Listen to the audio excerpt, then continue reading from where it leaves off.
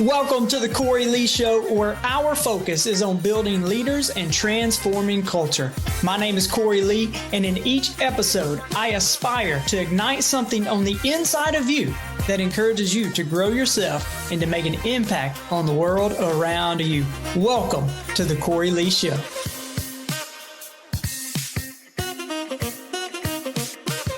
Welcome back to the Cory Lee Show, guys. By popular demand, Logan Ayers is back with us. This is going to be a good conversation. I actually really been looking forward to it. Logan, you've been on my mind for a lot. I've been thinking, it's like, one, I just want to catch up with you, but also need to get you back in because for those that have been listening for a long time, you know that this show actually used to be called Principles with Corey and Logan. And it all started right here with Brother Logan when he said, hey, you know what? Let's do a podcast and I just want to meet some awesome people. And that's kind of where it started. So Logan, great to have you back, man. Good to be here. Good to see you. I was really excited when I saw your name pop up on my phone the other day. Not when you text me about this. You just text me to say, hey, man, I was thinking about you.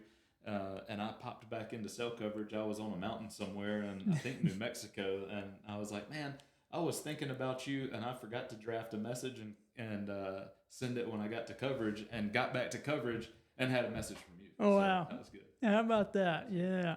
Well, man, it's, I know when me and you first started really connecting there, one of the things you wanted to do, you really just wanted to have kind of a design your own life type thing, right? Like where you get to work, you work hard, you do things with excellence, but also wanted to do the things in life that you wanted to do, travel and hunt and those kind of things. And if you heard what he just said, he was out on a mountain somewhere hunting. And so just tell the folks, Logan, how of the year, how much time do you spend out west hunting? So my wife and I calculated this the other day. Last year I spent about 40 days out west and 52 if you include travel back and forth. Wow. So I spent a lot of time. Yeah. So here's I love your story, Logan. One, man, I just love you, and I love there's some people in life you just have conversations with, and whenever you talk to them, man, they just up level your thinking, and that's what you do for me. You really do, man. Oh, watch out now. But you really do. It was really inspiring. I know when you and I first started talking, that was one of the things you wanted to do was, man, I want to hunt 2 to 3 months out of the year. That's what I want to do. It's like, well, you know what? Let's figure out how to make that a reality. And you work hard when you work, but also you're very intentional with your time. And so, man, I just honor you on that. And I just think it's awesome. And so it's been a while since you've been on the podcast. So kind of catch us up. What's been going on in your world for the last 2 to 3 years, Logan? Well, I appreciate the kind words. And before I answer that, I want to say that we got together because I hired you as a coach. Yeah, there you go. Because I felt like I was in a great place and had a lot of good momentum. This was January 2020. Yeah. Before COVID. And one of the first things that you had me do, I didn't want to get complacent. Yeah. And I was just in a place with good momentum and confidence, and kind of looked around and I was like, I couldn't get comfortable here. Mm-hmm. And so that's kind of when I think our relationship really spawned. And one of the first things you had me do was write down what I wanted life to look like, vision statement. And I remember some of that had to do with people that I might want in my life that would warm up my temperature in different areas. And I came across that piece of paper that I wrote all that on the other day when I was cleaning out my office. And I'm pretty good friends with like 3 of those people now. Wow. And a couple of them I didn't really even have a relationship with at all. Yeah. At that time, I was just like, from afar, that guy looks like he could level me up in this area. And now I'm good friends with him. Wow. And I told someone else recently, he said, I'm not into, vision board kind of stuff and this and that. And I think you had me put a vision board together, and I was like, man, I'm not either, but I put one together and it's all done now. Yeah. So I need I need to actually go back and update it, because I don't think there's anything magic about the vision board, but I do think planting it in your subconscious makes you start to take action that actually yields the results that you're looking for. So, anyway, interesting. Maybe it all tracks back to your coaching. Yeah, there you go. But one of the guys, the Hunt Summit that I went to that we've talked about before, I spent 15 or so days hunting with a guy that I met at that summit last year, and I've spent 15 days hunting with him this year too. So like I made a great friend at that summit, and he's leveled me up. Yeah. So it's interesting to look back and see. Yeah. 4 years ago, I don't spend a ton of time thinking back into where this kind of started, because you get lost in the day to day. But yeah, looking back, I guess that was a goal 4 years ago when we started this thing, and here we are. It's like maybe it's time to set some new goals. It's time to set some new ones there, Logan. So what was the question? Catch us up. Yeah. I mean, that's kind of, I want to say something real quick too. You talked about the vision boards and all, and to me, it sounds really like teenager girl, high school or middle school girlish vision boards. But one of the companies I work with, they have all their team members do vision boards, and they put them up all over over the walls. And it's kind of cool because you get to see kind of the goals of other people. And one of the things we talk about in leadership, and something I've kind of learned from you, one of the things I think you do a great job of is understanding what motivates people. You've talked many times about how when you can figure out what motivates someone, now I can lead them well. One of the things as a leader, if I know what your personal goals are, your professional and your financial goals, it helps me to know how to lead you, but correct you and all those kind of things. And I think that's part of the vision board too. But something interesting happens when you get it out of the fuzziness of your mind and put it on paper, or you see it like that. So anyway. Yeah, I know we've spoken before about the Cameron Harold book, Vivid Vision. Yeah. I actually, coincidentally, this morning started another of his books called Double Double. I heard that one. And it's how to double your revenue and profits in 3 years. Okay. Interesting. I'd never thought about the actual math, which is kind of off-brand for me. But the first line of the book is, all you need to do is grow by 25% 3 years in a row. And I was like, oh, wow, that's not that hard. And I texted to Chris, and he was like, oh, that's going to be no problem. You want me to go sell it? I was like, well, we gotta operate with it to execute. Yeah. But Vivid Vision, I think I learned a lot about that. Just that mind's dump, getting some clarity to it, getting out of the how, and really spending time thinking about what do I want to achieve, and then it just allows you to have a North Star and say no to things so that you can say yes to things. I think that's the biggest thing. Yeah. Is it's hard to say no sometimes, but if you know what you really want to say yes to, you can get rid of a lot of the noise, and there's so much power and focus. And we talk about for work all the time. If you focus on everything, you focus on nothing. Yeah. But we don't necessarily do that in life. Yeah. We get a calendar invite, we say yes. Yeah. Versus, if you've got that vision board right here above your desk, like, does this take me closer to whatever the North Star is? Yeah.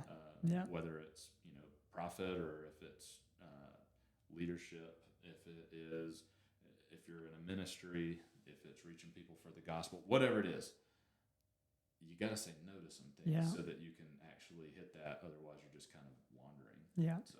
Yeah. I don't know if I was at a training or something. I was just having a conversation. Dude said, when you say yes to everything, you render your yes powerless, because everybody can count on your yes.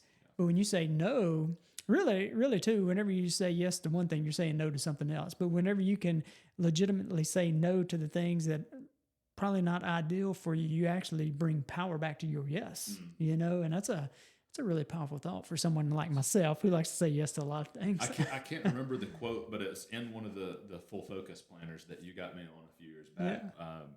every yes must be defended by 1,000 no's. Oh, that's good. Yeah. Wish I knew who said it, but I know it's in that book. So go get a full focus planner, and you'll come across it one day. There you go.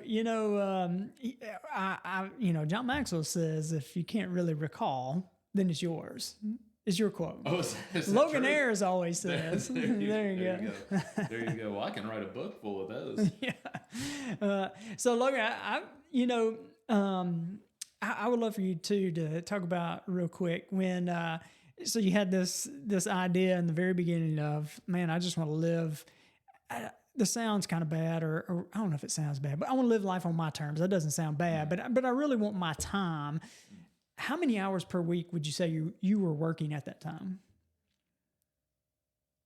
50 to 60. 50 to 60.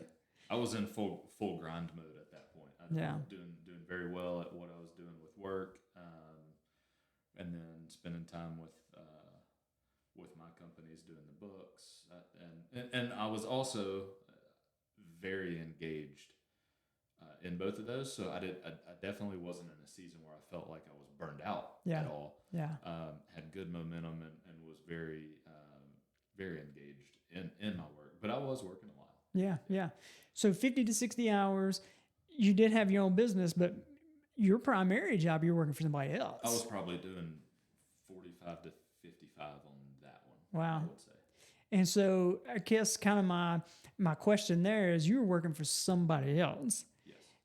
How did you make the shift then? Like, how do you, I can see sometimes as an entrepreneur, you can put systems and processes in place. Did you do the same kind of thing there? Put systems and processes in place? How did you make that shift to buying your time back? It was multifaceted, and I wouldn't say that all of it was on purpose. Yeah. Part of it was depending on who you are and how you look at it, divine providence, luck, fortune, whatever it was. I know what I believe about it. Yeah. I think it was just ordained, but like I was blessed by circumstances in life to have been partnered with somebody that was incredibly committed and very good at what he did and very engaged. And so I was able to take the things that he didn't like to do or wasn't gifted at in our business, which was the finance side and some of the systems, but he handles the operations. And so that business was able to grow in a way that if I was a single owner with no partners that needed to be driving, I couldn't have done both at one time. So that was number one, probably primary function, is that there was a business owner that was driving my personal businesses that were partners, but having that ownership presence every day allowed that to grow. Yeah. While I was doing my other work, and then it got to a point where the golden handcuffs weren't necessarily there, because that business got to a size where it was like, well, if I get fired tomorrow, I'm not going to miss any meals. Life will change a little bit, but now I can go put my time and focus into this, and I know that we're going to catch wind in our sails pretty quickly. And so that gave me then the ability to say, how do I design this company to function really well without me fully engaged or here all the time? Yeah. And so that was a bit of a roller coaster through some trial and error, and then ultimately being able to step away from that. Yeah, man, that's awesome. Well, so you and I were talking before we got on. You got some really cool things you got going on right now. Like what's going on in your world right now, Logan? So phasing out of hotel management, where January would have been 10 years. So wow. Ended up somewhere around the 9-month mark. We kind of walked away in a way that worked for everybody, which was great. Took some time in planning, and everything wasn't necessarily perfect, but the timing was good to hopefully allow someone else to come in and take it to the next level. Yeah. And then about a year and a half ago, started doing a little bit of consulting and fundraising with a healthcare company out of Texas that does direct primary care clinics. They subsequently merged with a company that negotiates cash payment options to save people money on procedures. And so they bolted that onto their product. And so I started working with them in a more full-time capacity 5 or 6 weeks ago. And I'm really focused on helping them achieve their mission of transforming American healthcare and giving people remarkable experiences in healthcare, which all of us that have engaged with healthcare have probably not had remarkable experiences. So it's a big need. I'd already started phasing out with hotels when they said, "Hey, we'd like to make this a little more full-time and permanent," and so it kind of worked out for everybody. Yeah. So you said direct primary care, and and man, I'm with you. I feel like that's the way to go. I really like that model, but there's probably people listening that's like, I don't even know what in the world that is. Like the model, how is it better than, or is it better than kind of traditional healthcare? Like what's the difference? So the way this company is structured is fully outside of insurance. They don't accept insurance. You would become a member at a clinic, pay a monthly subscription rate, and then have access to your doctor, build a relationship with that doctor, and then there is a menu of pricing. Yeah. So, hey, my child seems like they've got flu-like symptoms. I'm going to bring them in. You come in, you know your doctor. It's not an urgent care. They tell you at the desk, hey, this flu test is going to cost $12. Maybe we need to test them for strep too. That'll be $8, whatever the price is for that given thing. Wait times are incredibly low. Time spent with the doctor is incredibly high.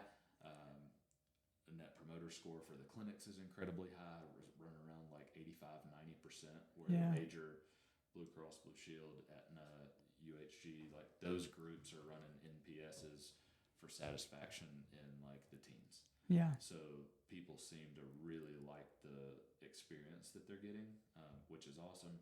And people go to the doctor or engage with their doctor, whether that touch point is an in-person visit, an online visit, virtual text, whatever it may be, are engaging more. They're going to the emergency room less. Yeah. Their health is improving, measured by whether it's A1C or what have you, and overall healthcare spend is down. Yeah. So yeah, man, I like that. And you and I, we've had a bunch of conversations about this. You know, there for a season, I was kind of involved in one. And one of the things that I liked about it, coming from the physical therapy background, is I noticed it trending more and more when we started to get out of the physical therapy business, that it was so regulated in what you could and could not do for the patient in healthcare, because it was regulated by the insurance providers. And so something that may be most ideal for the patient, they would either say no, or they would want you to do this or whatever. And so it kind of handcuffed the provider. And in the direct primary care, what I like is the membership model, where they're really big on that physician-patient relationship there. And so, anyway. One of the core values of Frontier is being intentionally relational. Yeah. And I like that. Exceptionally thorough is another. And a lot of that comes from one of the two founders, or one of the co-founders, Pete Lazapina, goes by Dr. Laz. Dr. Laz, but he was frustrated with the system and the way he was handcuffed, and he was like, I gotta go outside of this. Yeah. And because I truly care for my patients. And so I think that's where a lot of the culture from this company stems from. Yeah.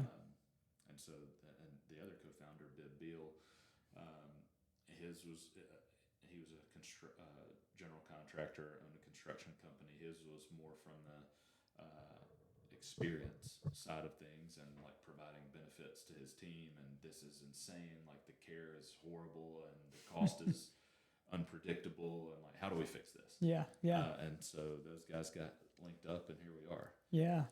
So no, it's good. And what I've learned over the past very short time coming from outside of the industry, which most of the folks employed at Frontier are from outside of healthcare.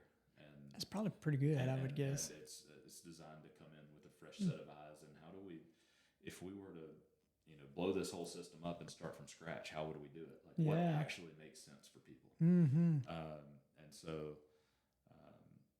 that's the way the company's been built. Yeah. But what they've told me is that about 80% of your lifetime healthcare needs can be handled through primary care. Yeah. So why would you pay this incredible price for insurance that you're not going to use for years and years? And so there's a ton of friction in the sales cycle trying to re-educate companies and that sort of thing. That's the uphill battle that you fight. But once you get in the door, the retention is very, very high. It's a really sticky product because it works and the experience is really good. And this specific company, I can't speak to others, but has physicians that really care. Yeah. And the entire medical staff really cares. Yeah. And so they want you to have a remarkable experience. Yeah. And they want your health to improve. And we've talked a lot about incentives. Yeah. I believe heavily in incentives. Yeah. And if you look at the way that the healthcare system is built right now, the incentives are maximize shareholder value because these are giant publicly traded companies. Yeah, and that's true. Like my investments in the stock market go up when healthcare company profits go up. Yeah. So do yours. Yeah. So does every American's. But if you're the CEO of one of those companies, or if you're a department head, or if you're a pharmaceutical salesperson, like your incentive structure is to maximize shareholder value. That's right. It's not, you are not aligned with the incentives of the patients. Mm-hmm. And what I love about primary care, If I had a clap button, I'd give it a little clap right there. I think I got one on there somewhere. That's what I love about primary care. It's like, man, even if we're unsuccessful, we're still making people's lives better. Yeah. Even if we don't break the system and make a lot of money and all that stuff, like we're still delivering a great patient experience. Yeah. A great, what we would call member experience. But the incentives of a primary care clinic are actually aligned with the members they serve. Yeah. That's what to me is powerful about it is as a physician that if you're a physician that owns just a single primary, not this company, not that company, like you, Dr. Cory Lee, own your one clinic and you serve your members, you make more money when your patients are less sick. Less visits equals more profitability for you. And that flies in the face of the way everything else is set up. I mean, a tier 1 drug on a pharmaceutical plan or that's administered by the PBMs, a tier 1 drug is not the most effective. It's the most profitable. Yeah. Tier 2 is the second profit tier. Tier 3 is the third profit tier. It has nothing to do with effectiveness. Yeah. That's the way the system's built. Now, is it because there's some evil villain out there that drew it up that way? No, I think it's probably to some extent, as simple as a publicly traded company is designed to make money. That's right. Yeah. And if you're the CEO, you bonus on how much money did the your job make. is Your job is to grow the maximize thing. that. We want to get, there's a bill in Congress right now for Ozempic to be like approved for Medicare and prescribed to children as young as 6. God. You know why? Because their job is to make sure that Ozempic makes a lot of money so that their shareholder value is maximized. Do I think that's a great thing? No, but I'm just speaking what it is. That just like doesn't mean the CEO is bad. It just means his or her job is to maximize shareholder value. Yeah. So they're going to lobby Congress to get certain things done to protect their business and grow their business because that's what their job is. Yeah. Wow. But the beauty is we live in a system where you can go start another company to fight against it. Yeah. And that's what you guys do. Create something better. Yeah. So that's exciting. Hey guys, I hope you are enjoying this episode of the Cory Lee Show. Y'all, I am on a mission to build leaders and to transform culture. So if you're looking for a speaker who speaks directly to the heart, a mentor to come alongside you and your team, or if you're in a position where you're looking for a personal coach who embraces where you are and also believes in who you could become, then I would be honored to walk this path with you. Simply reach out to me on my email at Cory@CoryLeeLeadership.com. Look, let's make your vision a reality. Contact me and together we'll navigate the path from aspiration to achievement. Your transformation, it starts now. Do you feel like this can be like a real big disruptor in the healthcare market space? It's an uphill battle. Yeah. It's a huge uphill battle because the challenge is when a company like this makes it, do they run into a lot of red tape and lobbying against them or legal issues to shut them down? Or does one of the big players just say, hey, that makes sense, we're going to buy them. Yeah. And we're going to close it. Yeah. Mm-hmm. Because there are places where financially, like if you start to look at the biggest companies and the top 20 biggest companies on the stock exchanges, a lot of them are in the healthcare space. There are companies writing checks for $1 billion, $2 billion, $3 billion companies and just buying them to protect their business. Yeah. Or to enhance their business. But, is it unreasonable to think that a company could make it and get bought for $500 million and then, segment it out or shut down to protect the other business? No, that's a drop in the bucket of the healthcare space is multiple times larger than the energy sector. Yeah. Which I had no idea. That's wild, isn't it? Yeah, it's wild. Yeah. It's wild. So, I don't need to start quoting them because I'll misquote them. But if you go do some research and look at the size of some of these companies, it's crazy. Yeah. It's incredible. As I'm listening to you, it's really interesting. I remember having a conversation with you a couple of years ago. One of the things you said to me is, how do we change healthcare?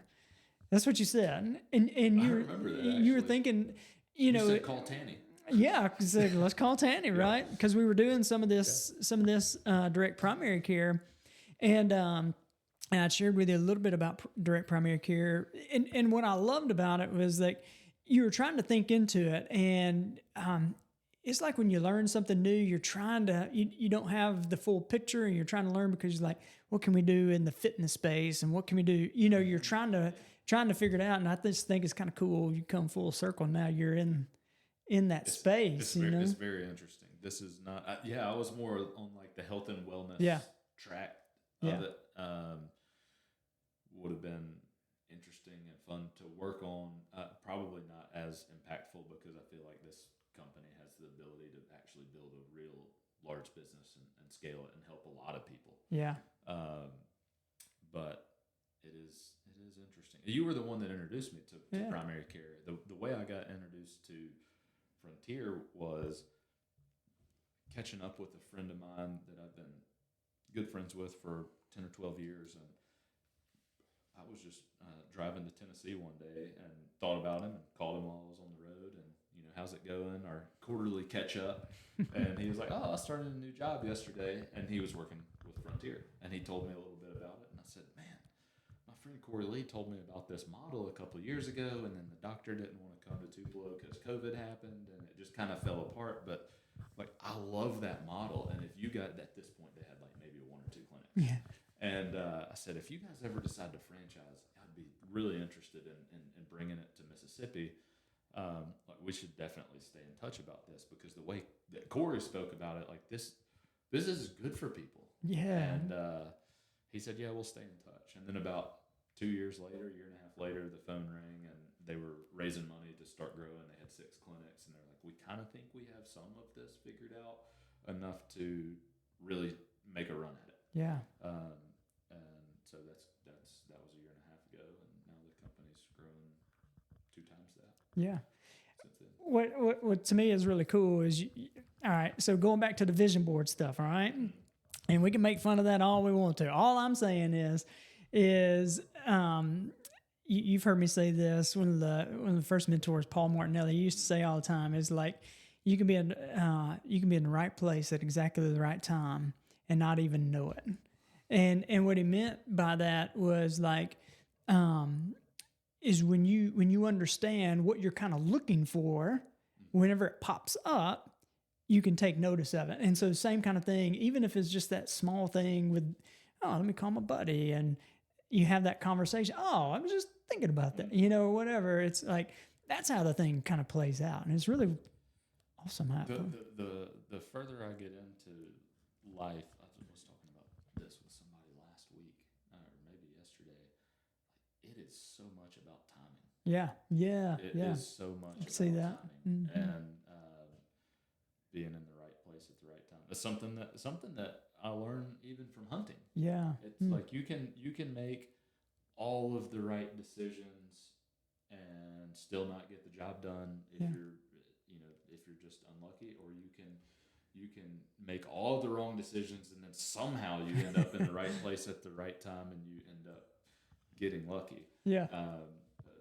My best friend and I were talking the other day. I was like, every time I have a successful hunt, I'm like, man, I got so lucky every time. And a lot of times in life too. Yeah. But when you start to step back and analyze, it's putting yourself in good positions. Yeah. That's it. I like that. Making good choices as good as you can, being a good steward of things, and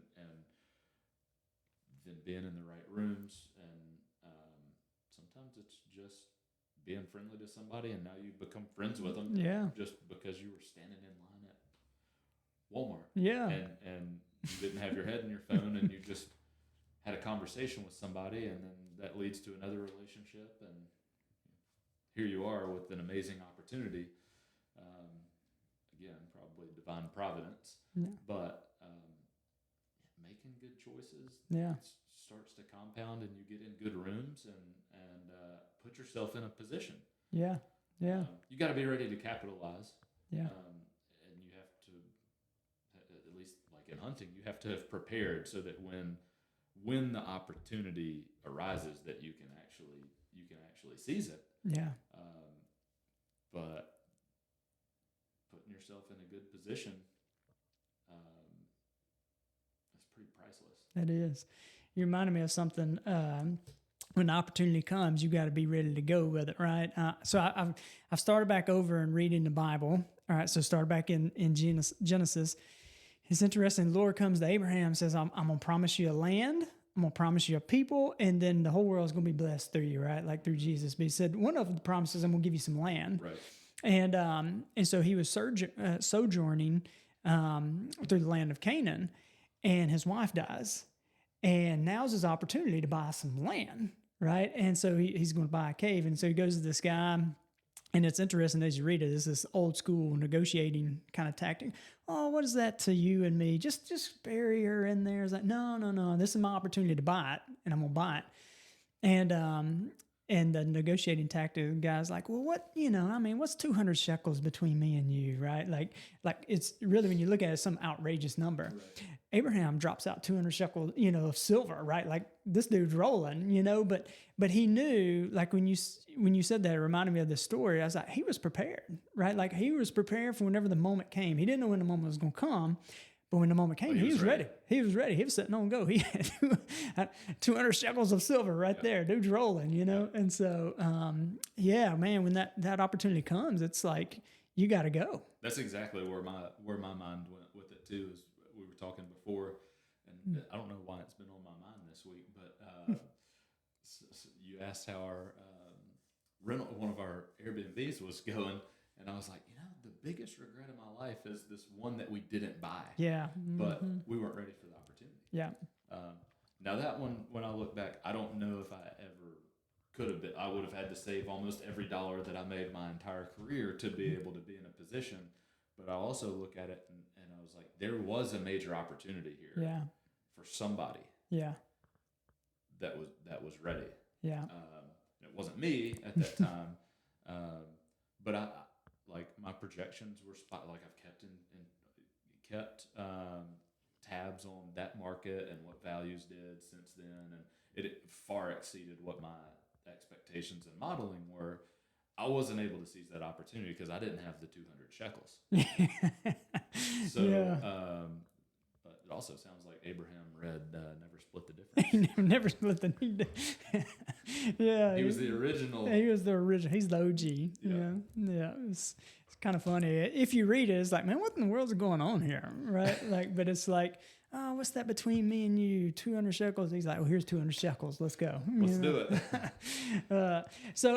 Logan, one of the things I love about talking with you is, man, you kind of keep a tab on, kind of what's going on in culture and society, and really from an economic standpoint. I don't know if you have been lately, so I would just love to hear, what do you see going on economically? Maybe here's the question: what do you see going on? But where's the opportunity right now? Oh, where's the opportunity? I asked a couple of people that are. One is a president of a local bank. Yeah. Saturday night, so we were at a birthday party. Him and then someone that runs one of the premier banking and wealth divisions at another local bank. I was like, what are you guys projecting right now? Like, what are y'all looking at for 2025? And they could not give me answers. It's interesting. They were like, it is murky because of this election. Yeah. The Fed's done a couple of, like, we're going to drop by this much, and then they drop by twice that much, and we're going to drop a certain amount of times next year, but maybe we won't now. So there's some, I don't know, it's a little murky to me right now. What I do feel like is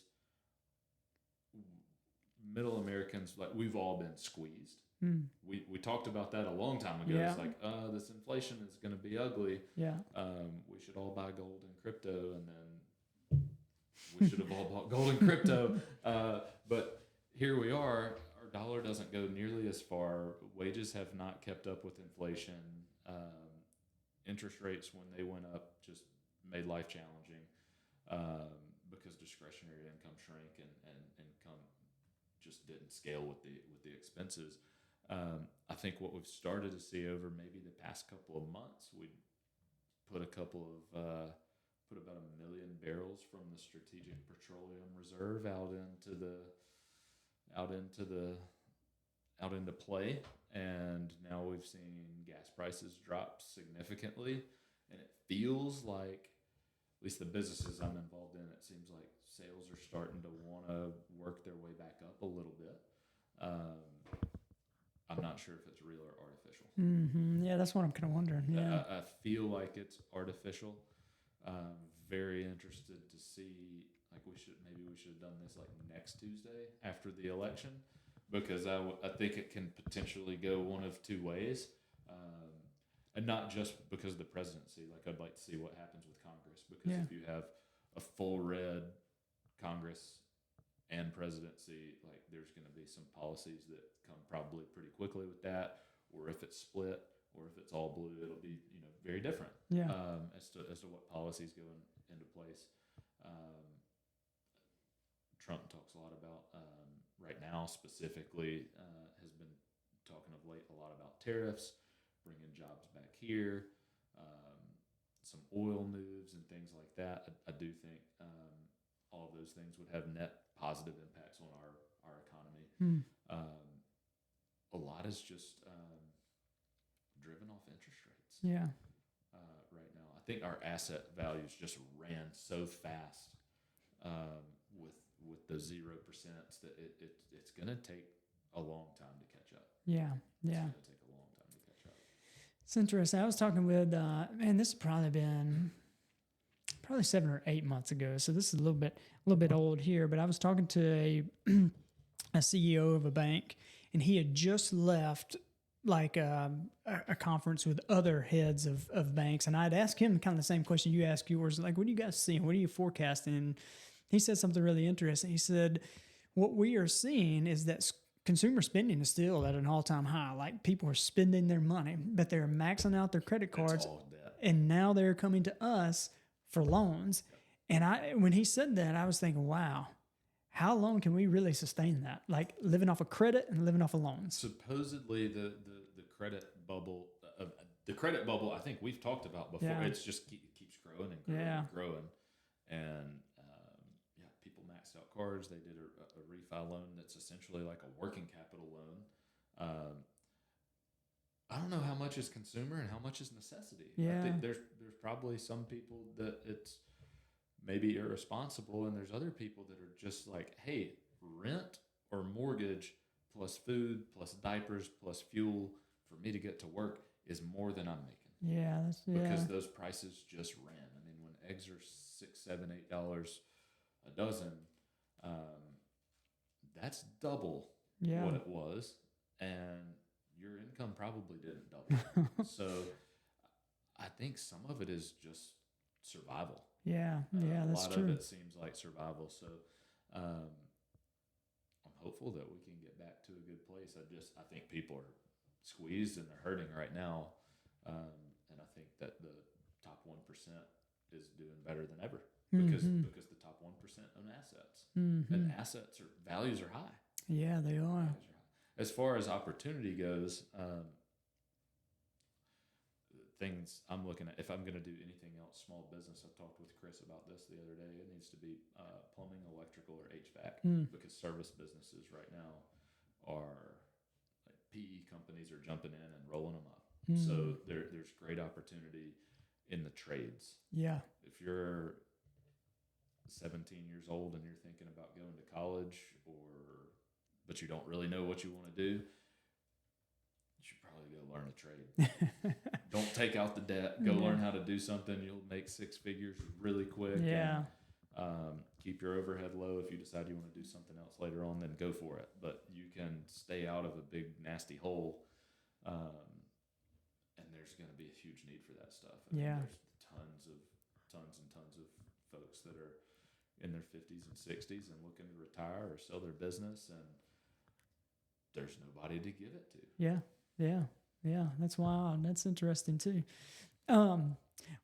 What about Elon Musk? You got any thoughts on Elon? You got to hang out with his mom, I got to FaceTime with his mom. A while back. With his sister. Not far from where our that's a out of left field kind of question right there. What about him specifically? I was just curious. That thought just came to me. I remember the thought of, without being too political, the thought of him doing some government efficiency excites me. He can figure out a lot of other stuff. Yeah. I mean, I don't know. Did you see the other day when I can't remember who it was, but there was a supercomputer that they needed to put together, and he was told it would take like a year. And he was like, "Oh, just send it to me. Our team will do it." They did it in 19 days. God, I didn't see that. You have to look it up. So I have to check that out. Please, nobody quote me on it. Just look up the story but it was something that was supposed to take a really long time, and his team did it in 19 days. Wow. So, I think that he does a pretty good job of going back to first principles, and he does a good job of saying, what do we want the outcome to be, and then reverse engineering the process and just getting it done. Yeah. And when I say him, I mean his team. Obviously, he's not doing all of these things. It is a pretty incredible, his bandwidth to be able to run this many companies, and clearly stays engaged with them, because the cultures wouldn't stay as productive if it wasn't trickling down. So he's clearly pretty special, and at minimum has the ability to bring in special people around him. That's right. Yeah. Yeah, people can say, I don't know a whole lot about him, but it's interesting, his thought process is quite different. He's sitting in LA traffic while everybody else is complaining. He's thinking about, how do we bore a hole under the ground to shoot cars across it, and and that's what he does. He creates a company to shoot holes, cars across LA. So I think my biggest takeaway from Elon is how much that you can achieve whenever you have a clear vision of what it is you want to do. Yeah. He's done some pretty amazing stuff with SpaceX, but not because he wanted to do amazing stuff with SpaceX. Yeah. It's like all these things are just stepping stones to get to Mars. His vision is Mars. Yeah. Right. But then he just built this company that's 100 times better than NASA. Yeah. Because it's just a byproduct. Yeah. It's like, oh, this has to happen. Yeah. These are the stepping stones. This is just what we have to do. And he's doing things that are, most of us couldn't do in 10 lifetimes. Yeah. But it's just like another day at the office for him because this is how we get to Mars. Yeah. And so anyway, I think that's interesting in like company building or just life in general. Like if you set your goal out there, if I want to kill the world's biggest bull elk, well, that's going to take a lot of reps. And so I could probably achieve all of these other like stepping stone goals without setting them as goals. Yeah. If I set this goal out here, I have to become something. Yeah. Yeah. To achieve that. Yeah. So that's kind of been an interesting lesson I've pulled from him. Is like, man, he's achieved some amazing stuff. It wasn't because that was the goal. Yeah. They just have to happen. Yeah. You said something I've been really thinking about a lot, and we've talked about it some, about vision and having that ideal outcome of whatever. And I've, I do these goal setting workshops, and I've really been challenged myself about where do I land out on goals now, like goal setting and growth, as far as like, what's the vision, the ultimate outcome.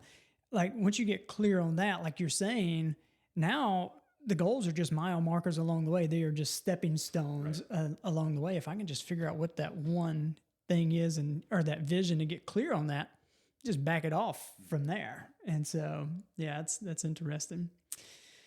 Well, Brother Ayers, man, you have added a ton of value, man. I would love to, man, if somebody wanted to reach out to you, or if they had questions. I know you get millions of emails a day, right? But a lot less now. Which is good. I'm non-essential. Yeah, but if somebody's like, man, I'd love to connect, or man, I got some great hunting land out in Wyoming. I'm open. So how would they let you know about their great hunting land? I'm not incredibly social media active, so I would say like either Facebook, Logan Ayers, or my email, which is lbayers91@gmail.com. There you go. Or just reach out to Principals. Or Principals, there you go. Reach out to Principals and Cory Lee will filter it for There me. you go. I can, you know what, I'll be your gatekeeper, Logan. I'll be the gatekeeper. Just what I need. Yeah. Well, man, I've really enjoyed it, and you've added a ton of value, and it was great to have you on, and love to have you come back again. Thanks for having me. It felt like old times. We should do it more than once every 2 years. Yeah, I know, right? I mean, we're gonna have to bring this studio back to the living room one time. And throw it back. Do a throwback episode. I like it. Do a throwback episode. This was awesome. I'm excited about how far you've come. You've got microphones now. A real camera. I think we did the first one on my GoPro. Yeah, I think so. I didn't even know how to get the footage was too much to even move over to my computer. Yeah.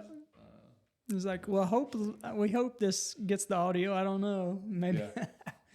Yeah. But that's all good. Didn't we actually? I think the first one, didn't we record it on the GoPro and the phone just in case something didn't work? I think so. I think that's what we did. It's like, you know what? Let's do double just in case. Just in case. And then I think we propped up a computer and did it through Zoom or something a few times or something. So anyway, that's the real deal now. That's it. There you go. That's it. That's and a lot of people, I talk to a lot of people about starting.